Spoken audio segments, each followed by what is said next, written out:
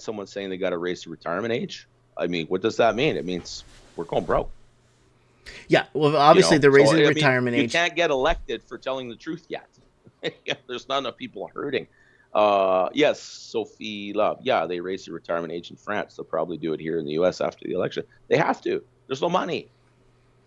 There's no money, and people, have put off having kids, and many people have not had kids. Like, we're trying to run a civilization here, and civilization was built on a certain population model. It's just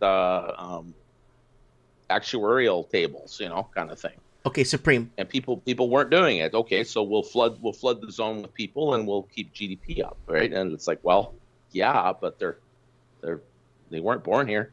Okay, let's get the tea leaves rocking here. Let's get the tea leaves rocking. Sure, let's ready. So let's go back to the video I made 2 days ago. Unfunded mandated liabilities to spark civil unrest.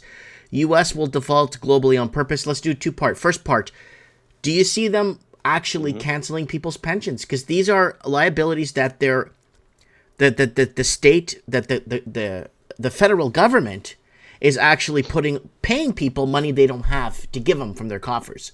Do you see them actually cutting it off anytime soon? I'm kind of thinking, if it wasn't just bureaucracy and greed and everything that led to this, vaccine debacle, if there was something nefarious behind it, it was actuarial. It was a matter of, okay, well, we need to thin the herd of old people. At least not a massacre, but at least just enough that, we can get through the next 5-6 years until, boomers, the earliest wave of boomers starts dying off. Right? It's because they don't want to do that, because that's political dynamite. Like, it doesn't matter how controlled your electoral system is. You got old people on the street and 1 million phones recording it, they're screwed. Yeah. Like, government ultimately is psychological, right? Like, you've got to, enough people have to believe that someone somewhere is in some kind of charge. Right. And if it's obvious that it's not anymore, then there's literally no one at the controls of the ship, or, some drooling idiot, they're screwed. So I think they're going to try to avoid that. I think that's why they're kicking around UBI. Like someone on X. Okay, then it goes back to UBI. Yeah, somebody, and I saw it mentioned in the comments here too. Yeah, and I wanted to address that as well. Yeah, UBI. Someone on X pointed it out. I thought it was a pretty good take. It's it's a bailout for landlords and for the banks. Right.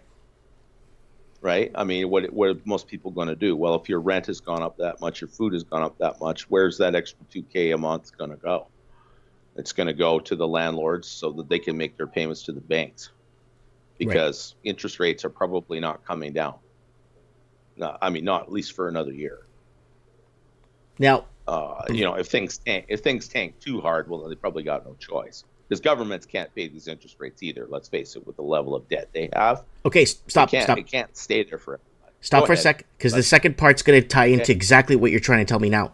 Second part of this video: USA will default on globally default on its debt on purpose. Now, can you see America just saying, we're going to default on our foreign debt? They could go to hell, or they could invade us. We don't care. Do you see that? Because I could see America doing that and saying, we're not going to pay the bill. What are you going to do about it? Go ahead. Yeah, but I mean, that could go both ways, right? Because you got all these countries holding U.S. debt, and if the U.S. is going to dump its own debt, well, then they'll just dump it too. I mean, that's the end. That's the end of the U.S. As a reserve currency. I mean, if you want to implode America, you'll do that openly, right? Because that's what will happen. No more cheap burgers. I mean, there aren't cheap burgers now, from what I'm seeing down there. Yeah, no, that'll fracture America. Okay, I just wanted to get your take on that one, because you were going into that, and I'm like, wait. Would the U.S. default on purpose and say, screw you, we don't care about you? And that's it's. I just think, I don't know. I'm not. I'm reading the tea leaves, and I'm not seeing I'm just trying to see beyond or some sort of solution, more solution wise of things, and people are saying are people are saying that it's just I'm too negative. But I'm not trying to be negative. I'm trying to maybe kind of,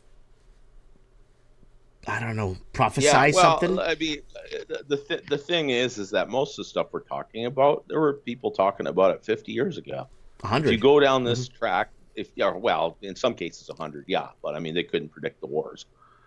Not most commentators, maybe okay, maybe somebody in a castle in Switzerland somewhere, some 33rd degree dude predicted the wars. Okay, let's go with that. Everybody below that pay grade was trying to predict the future based on reading the tea leaves, just like we are, right? I mean, you can predict certain things, but you can't predict the timing and all these other things. Mm-hmm. But where finance is concerned, once the U.S. went off the gold standard and everything became free floating, like, the U.S. went through a serious crisis in the 70s. They had major inflation. They had to start paying Banana Republic level interest rates to get people to keep using the dollar. That's right. Everybody, seems to forget interest rates went to 18, 20%. That's Banana Republic level.